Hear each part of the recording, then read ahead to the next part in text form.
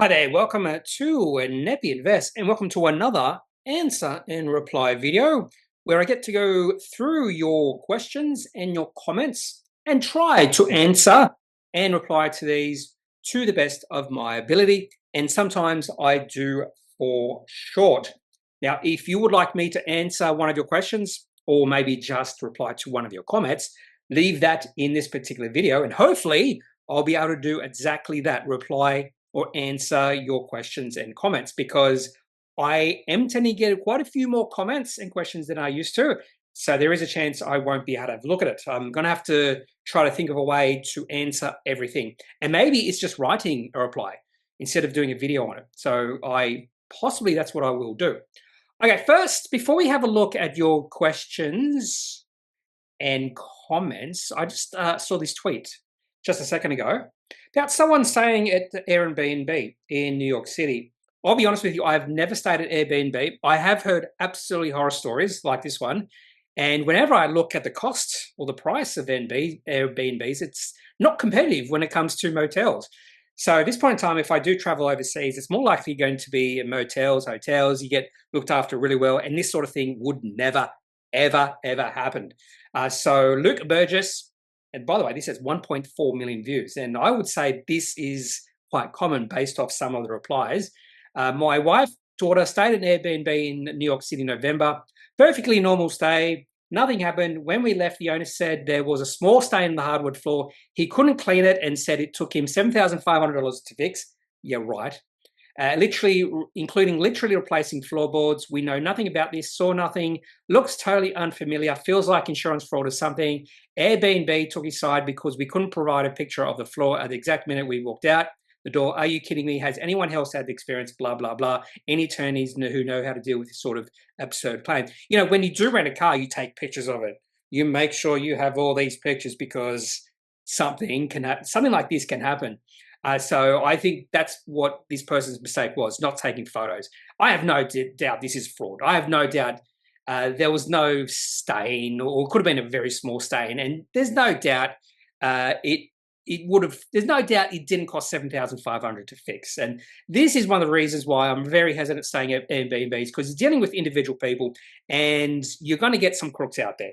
Now and again, you will get a crook who owns an Airbnb and they will try to bill you for as much money as possible. Anyway, so I'd like to know about your experiences with Airbnbs. I have never stayed at one, but I've just heard just absolute horror stories like this one. And as I mentioned before, whenever I looked at the prices of Airbnbs, they're just not competitive at this point in time. Maybe they are now, but they haven't been in the past, say, 10 years or so. Okay, let's go to your questions. The first one is from Global Wanderer Bruce, talking about EBR systems. Now, not sure. He's asking, not sure why. Well, this could be a rhetorical question. Not sure why it's never been on your charting radar.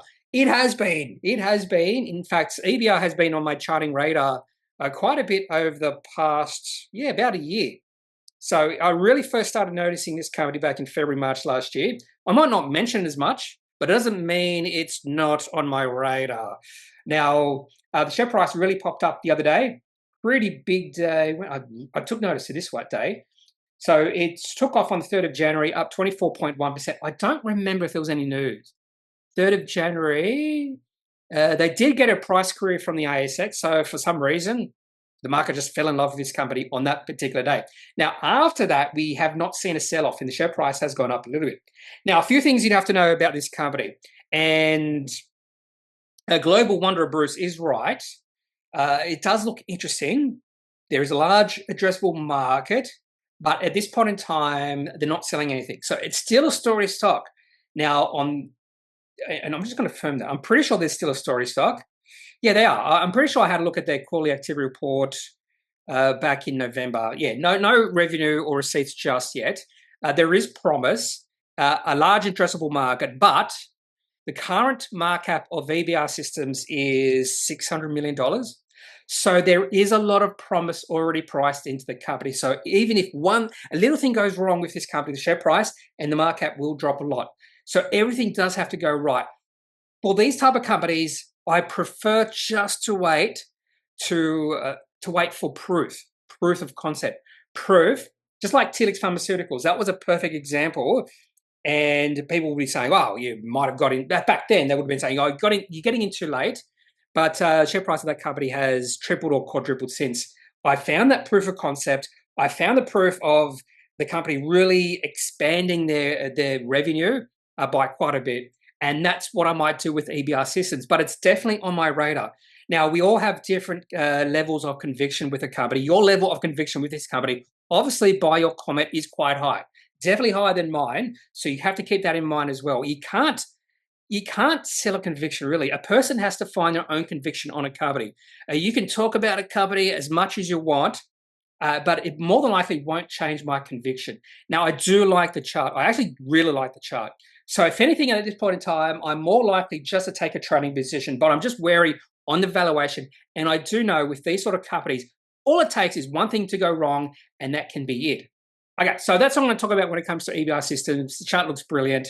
And yeah, there's a pretty good total addressable market, but just because there is a big total addressable market doesn't mean that they're going to meet all that. They could get just a very small portion of that in the end. Okay, so thank you for that.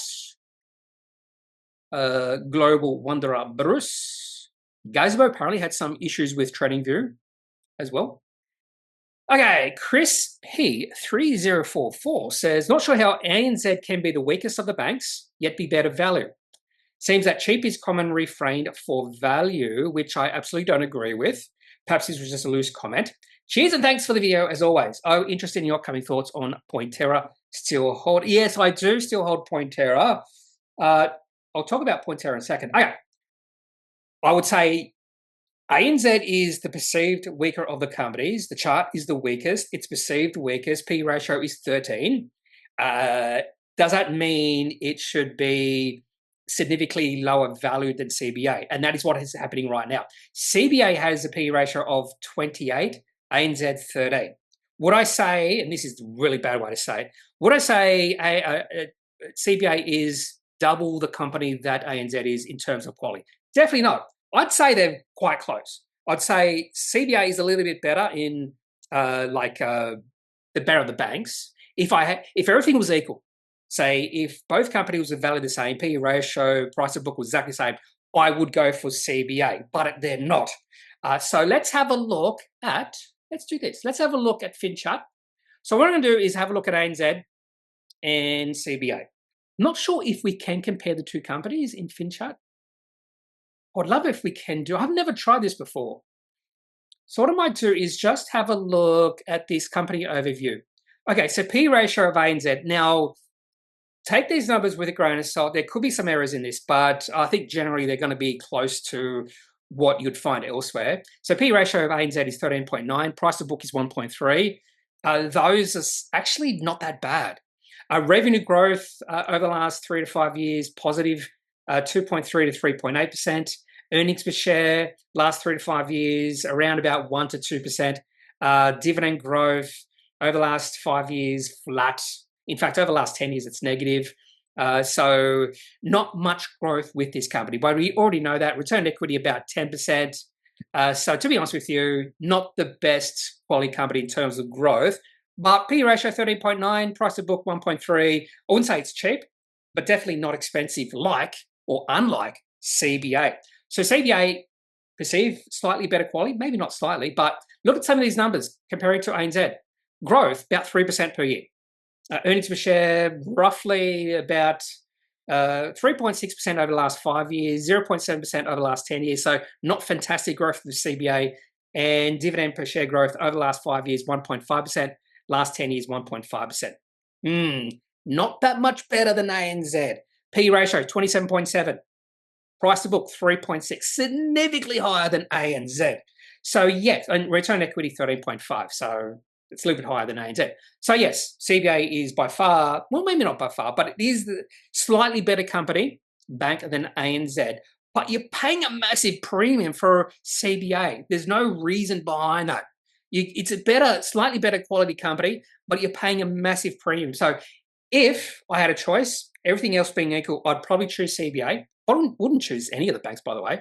But ANZ is, just by these metrics, is better value. It is the weakest of the banks, but it's also better value. Which one would you choose?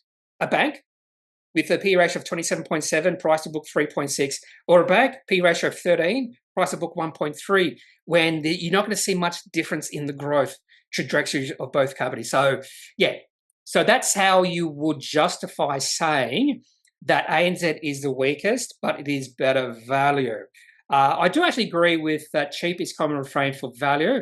You do have to look at the quality of the company as well, in my opinion. And I would say that neither companies are high quality. That's just my opinion. And the reason I say that is because there's no growth or very little growth. And in my opinion, a high quality company needs to have growth. The other thing is they're highly cyclical. People don't understand that, I think, with the banks. They're highly cyclical. Michael Jordovic, banks appear to generally follow US banking sector fortunes. Interesting you say that. When we saw the banks in America just pop up, I had a look at the charts and I went, geez, these charts just look like American or Australian banks charts. I was actually quite surprised with that. Now, we saw the Australian banks pull back the other day. Does that mean the American banks pull back? So Citigroup is one. No, so they're a little bit different there. This chart looks really good. Citigroup P ratio is like now above 20. So I think the valuation of this company is going to a little bit stretch as well. Goldman Sachs, let's see this chart. Yeah, so share price of these three companies have gone up 3 days in a row. P ratio of Goldman Sachs is 15.12. Dividend yield 2%. I'd like to see the growth of this. I'd never have had a look at these companies. Citigroup, Goldman Sachs. I can't believe I can't remember the other banks. I do have them listed somewhere. Somewhere in my, where is it? They're all listed together in my USA watch lists. See if I can find it here fairly quickly. I do have a lot of companies in this watch list. I'm just looking for C. There it is. Okay, yeah, Citigroup, Goldman Sachs, JPM. So what's that one called? JP Morgan. JP Morgan. And we also have, well, they're not all listed together. There's some bit further down. Anyway. Now, so we have a look at the JP Morgan's chart as well. It looks pretty good, but I'm seeing a little bit more weakness in the Australian banks right now. And we did see the banks fall away on Friday when the American banks actually went up. But I also maybe argue the American banks are better value. So JP Morgan has a P ratio of 12.88. Yeah, maybe. But it's good to notice that. I like that because that's the first thing I noticed when I looked at the American banks chart is like, these look like Australian banks charts. Anyway, Sifu, change your name. Thoughts on EVO, LBO. I was a shareholder of Laserbond, then I sold out because the chart looked weak, and I thought, this is probably not the high-quality company to hold for the long term. They are seeing a little bit of problems or some management stoushes or something like that. EVO, Evoluno, is that the Evolve Education or something like that? So let's have a look at EVO. Embark Early Education. I know it was some sort of early education. I don't usually have interest in education companies. I'm assuming this is daycare. I have zero interest in daycare centers. The reason behind that really goes back to G8 Education, or GEM, where it's called, because the share price of that company went on a massive tear because they had this roll-up model, just acquiring new daycare centers, and then eventually, well, there's not many more daycare centers to buy up, and the ones that might be willing to sell want to sell at a premium, so they have to pay more and more of a premium to continue the roll-up model, and eventually that comes to an end, and then the company does nothing, and that's exactly what happened to G8 Education. I don't expect much growth in these sort of companies. The other thing is they can be quite impacted by government regulations. Now, I'm just assuming that Embark Early Education is daycare centers. I actually could be wrong, which would make me a fool. Early Childhood Education Services. I'm assuming that's just childcare, yeah. Now, in saying that, the chart, well, the time to get into this one was back here in April. That's when the share price sort of broke out of a bit of a downtrend. Share price hasn't risen all that much. It's gone from 64 cents to about 78. So not much interest in this one. Market cap 142.2. Dividend yield, maybe you're in for dividend yield. Is that dividend yield sustainable? I don't know. And Laserbond, I just got out of this one because of the chart. It was the chart and a couple of negative announcements. The first one was this big down day in February last year, so almost a year ago. So share price fell 13.8%. So that would have been bad results. I just got out on that day, or I can't exactly remember when. And you can see the share price has just continued to go down since. Well-defined downtrend here. When the share price gets towards the 100-day moving average, we see it falling. In fact, the 100-day moving average is a resistance level for this company. It's quite obvious here. 1, 2, 3, close to 5, or 4, 5, 6. 6 times in the past year, it's got very close or hit the 100-day moving average and then fell away. Maybe it's going through a consolidation phase here, and share price is just on or below the 100-day moving average. I'd just be waiting here for any sort of economic news from the company, or the trend started to change, trend started to move up, would be indication that the market is now positive about this company moving forward.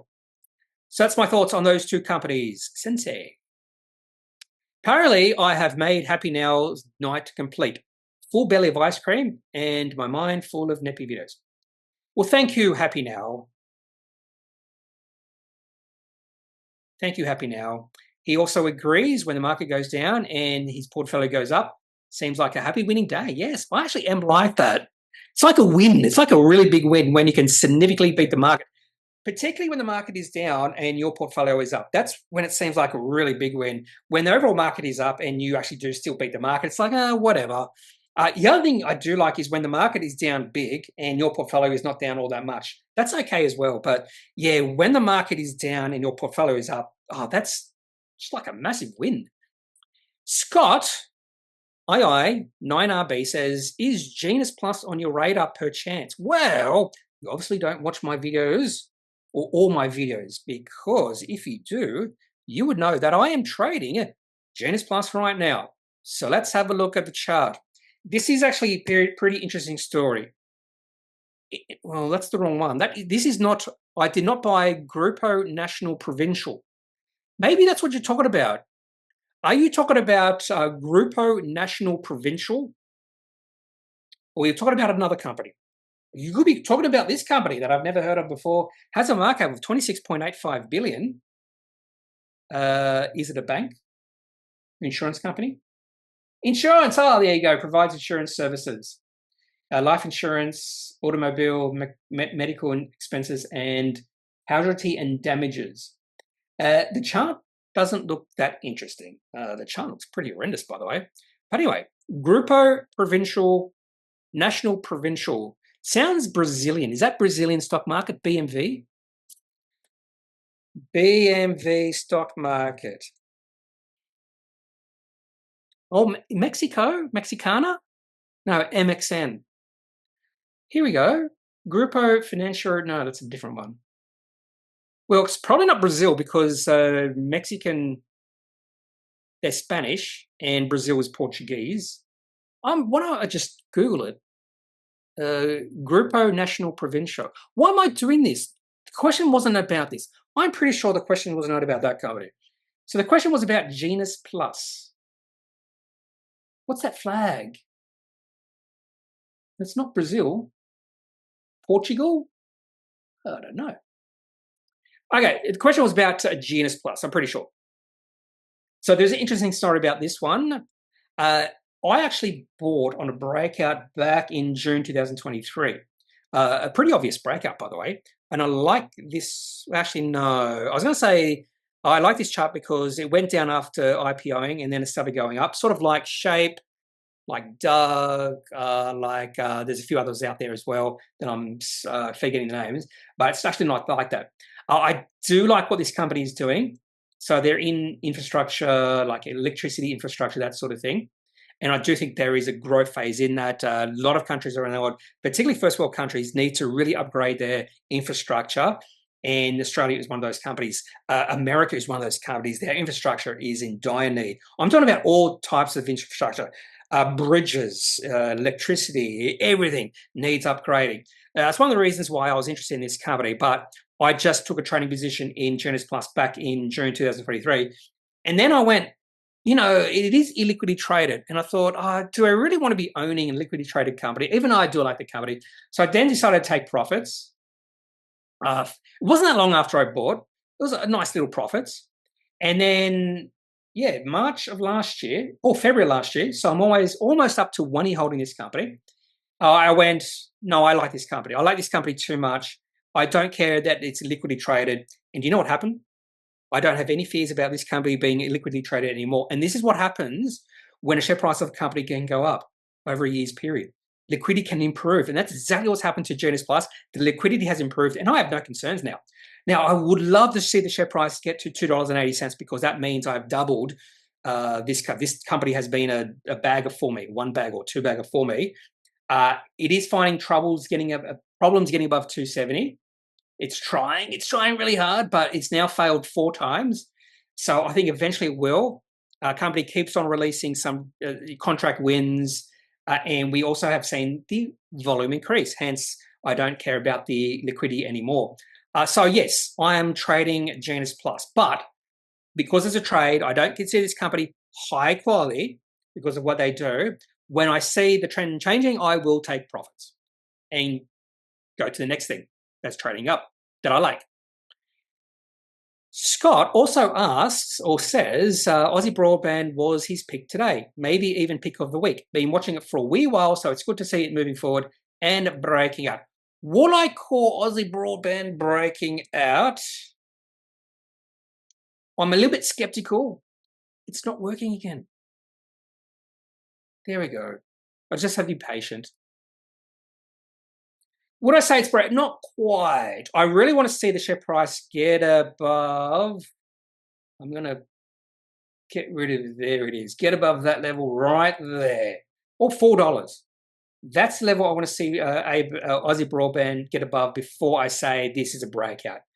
So $4 for me is a breakout for Aussie Broadband. I'm still trading it. I also have a longer term position, but my trading is at $2.98. So if it does get to $1, that would mean a 33% gain on that trade. That's a pretty good gain over a 6 month period. Anyway, so Aussie Broadband. Rick Thellian is saying that Optus is driving him nuts. Optus is driving me crazy. NBN sucks. When I was growing up, NBN was a commercial TV station that I couldn't watch because we didn't have the signal to get all the way from Newcastle to Taree. So when I was growing up in Taree, we only had one commercial TV station, which was Prime or Channel 7, sort of affiliated with Channel 7, and we had ABC, no SBS. So our viewing choices were quite limited. And, Neighbours was really popular, but that was Channel 10. So instead of Neighbours, we had Home and Away. So I had never watched a Neighbours episode. And to be fair, I didn't watch Home and Away either, but that's not the point. So only those shows that would affiliate with Channel 7 we did have. Like, for instance, Hey, It's Saturday. Never watched that until, was it the mid-1990s when we actually did get NBN, the TV station? That's when something happened. I forget what happened. Anyway, so interesting these days when we can just stream wherever you want to watch over the computer. Back then, you couldn't do it. You just had to watch that one TV station or maybe ABC. Your Frenchman also says, Audi Mobile is what I transitioned to and has served me very well. By the way, I'm not Optus. I'm with More because it was cheap, which I'm pretty sure More is affiliated with CBA. I have a feeling internet. I have a feeling it was just really cheap and unlimited cheap. More Telecom affiliation.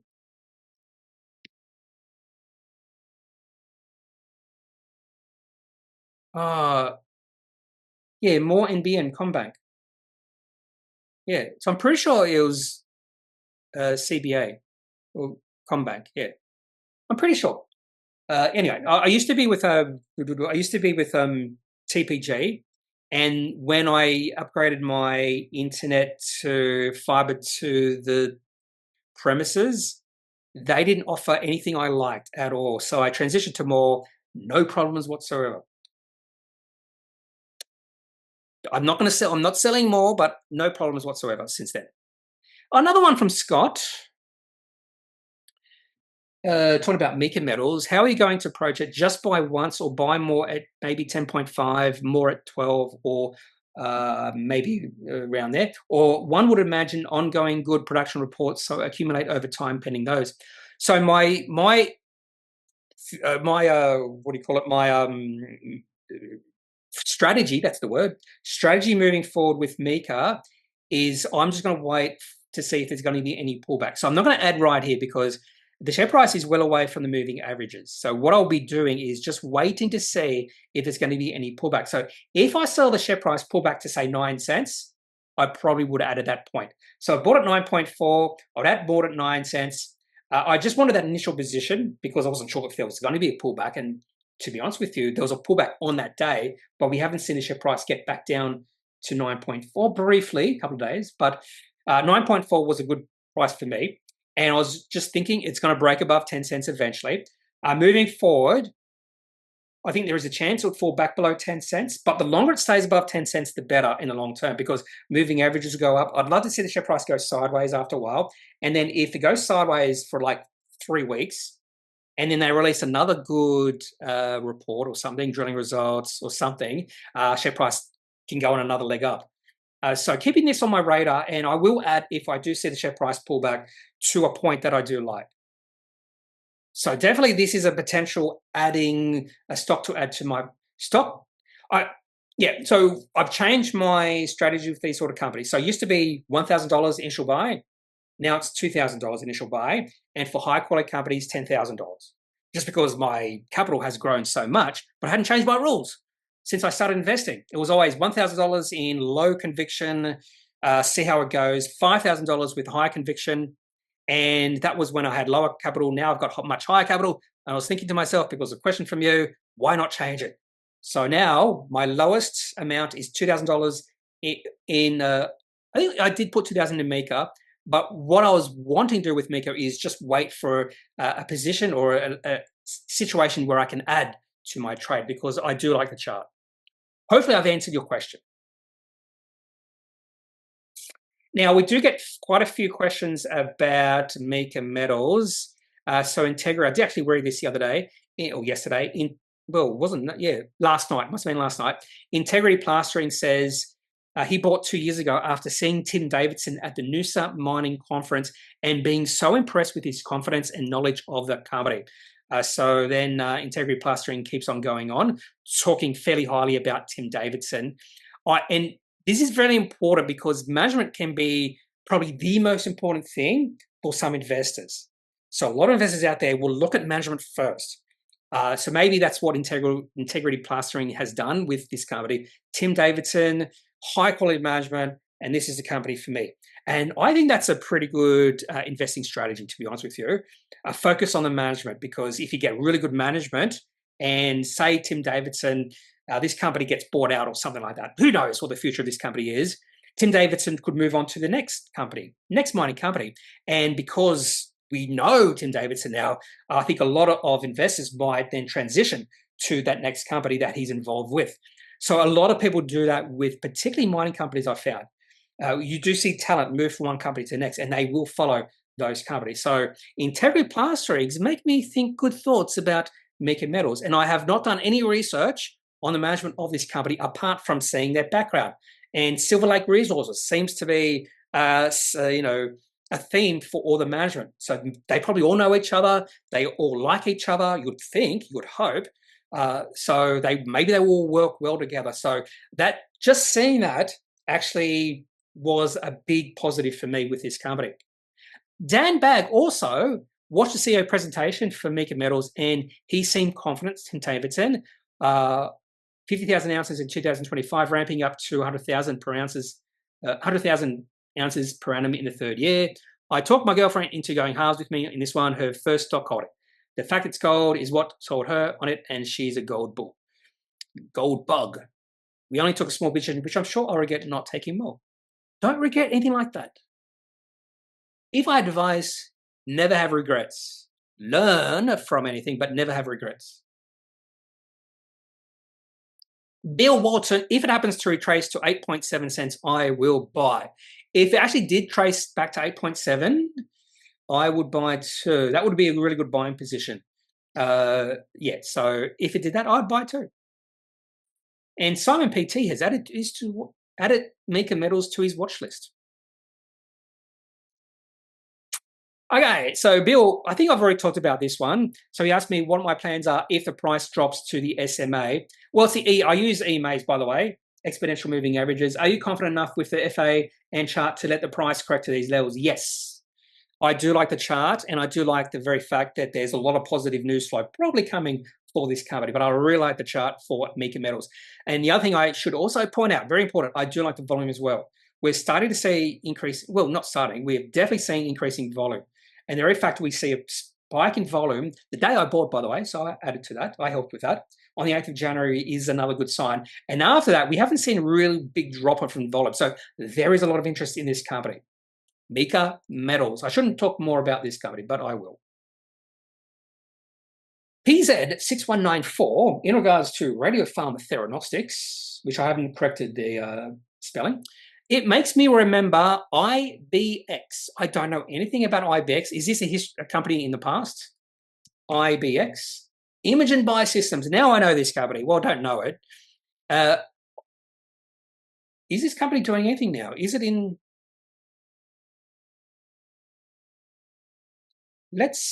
I don't know anything about Imagion Biosystems. I have a feeling the chart looks horrendous. I have a feeling the chart looks... Oh, yeah, that's an ugly looking chart. Share price at 1.9 cents. Market cap is 3.8 million. I know nothing about this company, and I'll be honest with you, the chart, not for me at all.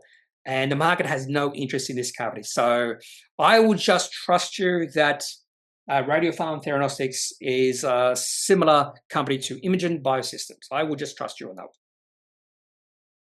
Can you explain the Lassonde curve of the mining life cycle? I'm thinking of maybe doing a standalone video on this question. I'll think about it, about the Lassonde curve of the mining life cycle. I'll think about that one, yes.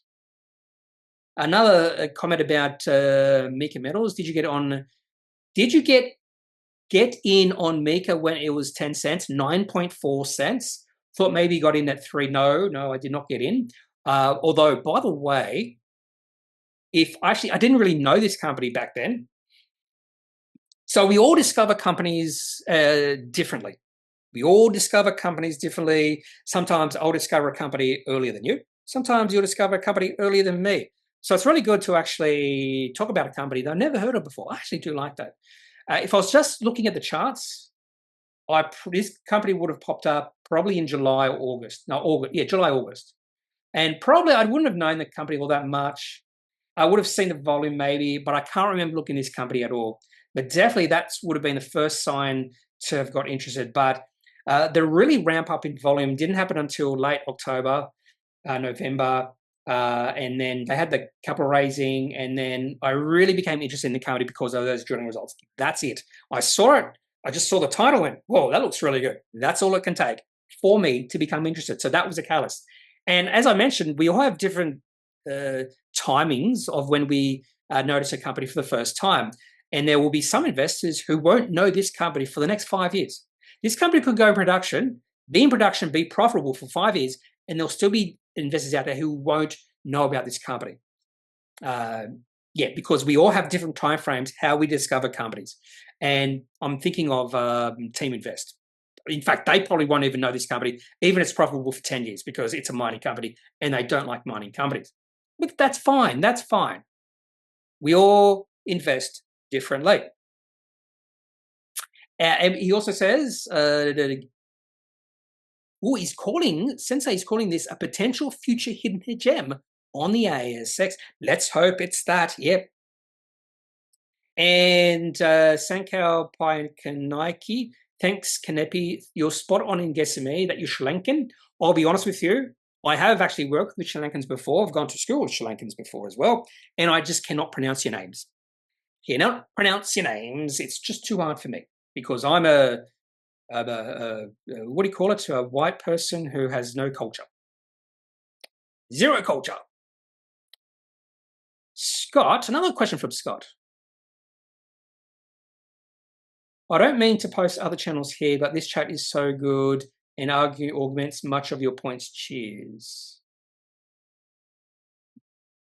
Okay. Okay, what I'm going to do now, 34 minutes in, because I'm only one day into replying to your comments. As I mentioned before, I'm getting way more comments now, so I don't think I can answer everything in a video. So I'm going to have to be selective, a little bit more selective. I haven't figured that out just yet. So what I might do is just look for little comments like this. So Squarefoot says, look at RocketDNA again. I think this is, it's not a question. I think this is a command from Squarefoot. Look at RocketDNA again. Okay. And he did, oh no, I did that, I think. Let's look at RocketDNA. Okay, this company could be one of two things. It could be Rocket, it could be a space company, RKT, Rocket. It's in their DNA that they're going to go in space. They're building rockets for Space Link, whatever that's called. Or it's a healthcare company because they're dealing with DNA, fixing DNA. Not sure where the rocket comes in. I might have looked at this company in the past. Oh, look, it's in the IT. So we could be completely wrong. It could be neither rocket building or it could not be even health. It's IT, technology, healthcare, or hardware and health and equipment. First thing I do when I know nothing about a company is I try to find the most recent interesting announcement. So RKT exports first export, that sounds interesting, to international mining customer. So looks like this is a technology company for mining companies. And a lot of times you'll see an about section. Here it is, down here, RocketDNA, drones on automation. So the drones, multinational drone-based data service and technology provider listed on the ASX, yeah, we know that, offering aerial surveying, mapping, security surveillance, and asset inspection for enterprise customers in the mining, agricultural, and engineering sectors. Fully outsourced AI-driven solutions. They've got the magic word there, AI. Some of their customers include South32 Newmont. There you go. Primarily in Australia and Africa with regional offices in Perth, Johannesburg, and Accra. So I could have looked at this company in the past, but I just forget. I've forgotten. Usually with these sort of companies, the first thing I do is have a look at the most recent Appendix 4C, which was October. Now, keep in mind, this company will release another Appendix 4C within the next 2 weeks, because they have to. Unless they've been told by the ASX, they don't have to.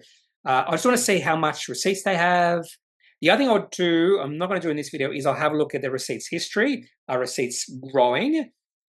So for this company, the most recent Appendix 4C, they had $2 million of receipts, $5.8 million for the 9 months, and slightly operating cash flow positive, or negative, not positive, negative. And yeah, free cash flow negative as well. So they're on the, seems like they might be on the cusp on being operating cash flow positive, just on the cusp at this point in time. So maybe when I do see this company hit that inflection point, I'll take more notice to this company if they get there. Maybe you might be thinking when they get there. I'm saying if. I need proof. The other thing to note is the share price is 1.1 cents. So it's getting to the point where it's very close to 1 cent. I'm very hesitant on buying companies whose share price is below 1 cent. 1.1 is very close. I did that with Bioxen, bought at 1.2 cents, and Bioxen right now is 2.9. I was really hesitant with this one, with Bioxen, just because the share price was 1.2, and we saw a pretty big rally in the share price. In fact, the share price went from 0.5 to 1.2, and I was like, oh, I don't know. The problem with this is if this little rally fails, share price goes back down to, say, 0.6, it could just trade range between 0.5, 0.6, 0.4, 0.5, 0.6, and people just pip trading it. Investors just pip trading. That's what happens. But once the share price keeps on going up, say 3 cents, 5 cents, you don't get pip traders at all.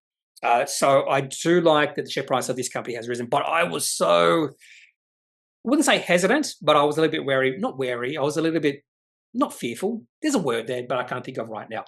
So with Rocket Birds, that is one little red flag where the share price is. And let's have a look at the chart. So you can see the share price was below 1 cent for a period. So it looks like it's been oscillating above and below 1 cent for a while after a long-term downtrend. And the share price has been pulling lower, got to 1.8 cents, now back to 1.1. So just based off the chart, the lack of volume as well is, I wouldn't say concerning, but I want to see higher volume. Now, the way to get higher volume is to release a really good quarter. So increasing cash receipts, operating cash flow, free cash flow positive, that will get the market interested. Not sure management people out there know that, but that will get the market interested in your company. Anyway, so maybe one to put on the watch list. And if they do become operating cash flow and free cash flow positive, I'll do a video on Rocket Boots. RocketDNA, not Rocket Boots. Not sure where that came from. Okay, I'm not going to talk about tax obligations, SMSF. I don't actually own an SMSF. Sort of quasi SMSF. Probably the next best thing after an SMSF. And we'll do James M6341. Thank you, mate, for New Hope. NHC is also the National Hurricane Center, by the way. In fact, if you Google NHC, I'm thinking National Hurricane Center will come up first. Oh, no, New Hope did come up first, and then National Hurricanes. I reckon this came up first because we're in Australia. But yeah, National Hurricane Center. I'll probably go to this site. Well, we're in the wrong time of year now for this, but I go to that site quite a bit in September. August, September, October. But yeah, there's nothing active there yet. Or now. Anyway, I'm going a bit off topic. Please, coverage on tours, MinRes, Karoon, ResMed. Next video, please. Thank you. Well, because you said please and thank you, I'll do it. Although square foot was a command, and I still did it, so I suppose you don't have to say please and thank you. Well, funnily enough, I own two of these companies for the long term.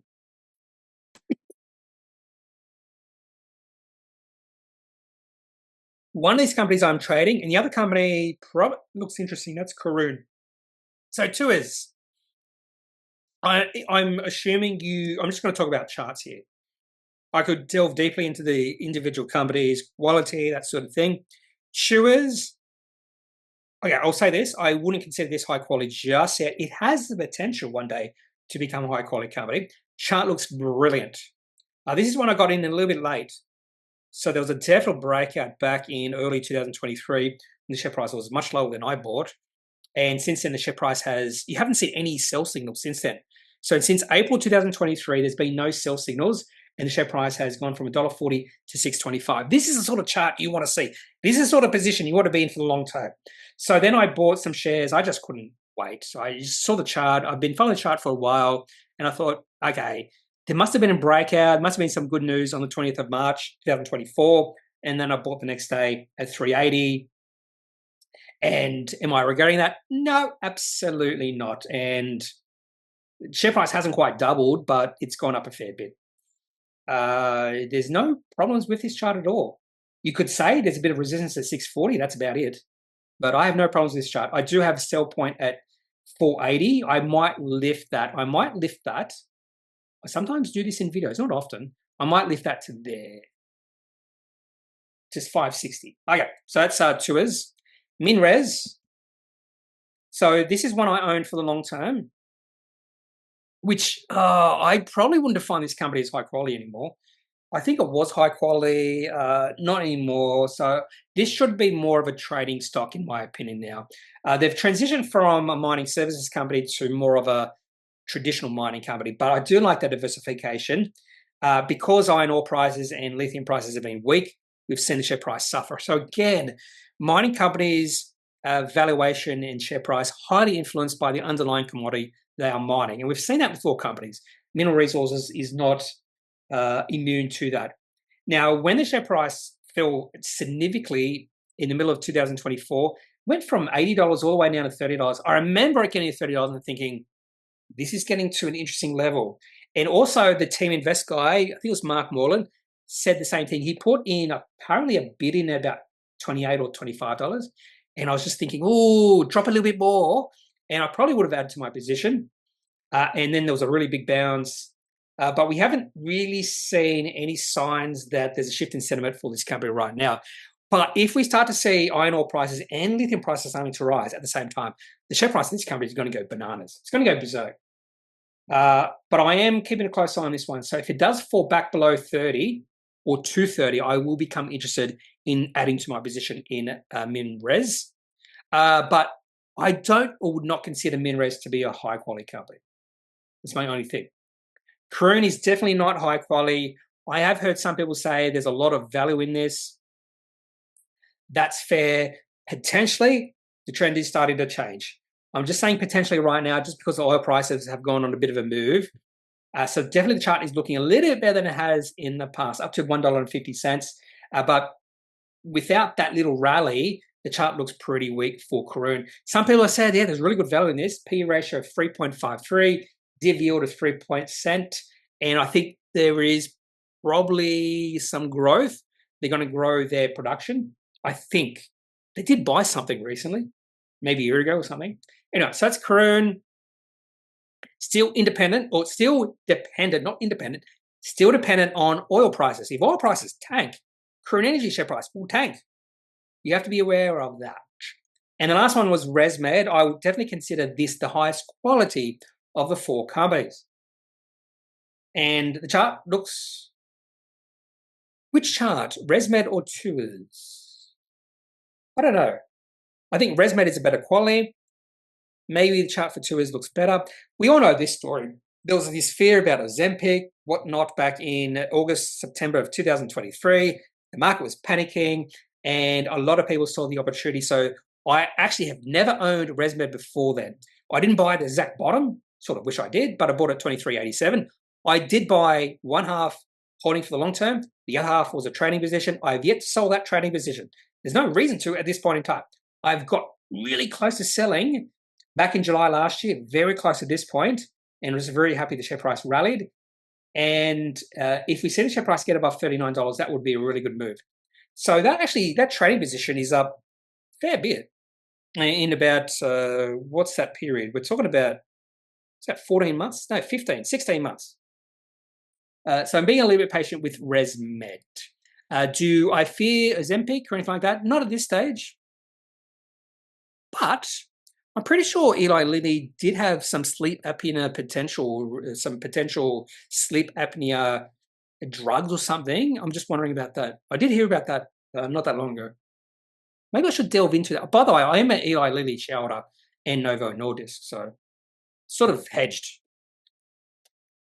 And that's it. Hopefully I have you're happy with my reply. Okay, I am actually going to finish it there at 47 minutes because I have to think of a way to deal with all your comments, and I'll come up with that. So more than likely what I will do is just answer some of your comments or your questions just by written way, and then I'll maybe do videos, I don't know how I'm going to choose which questions to answer. I don't know. I haven't figured that out just yet.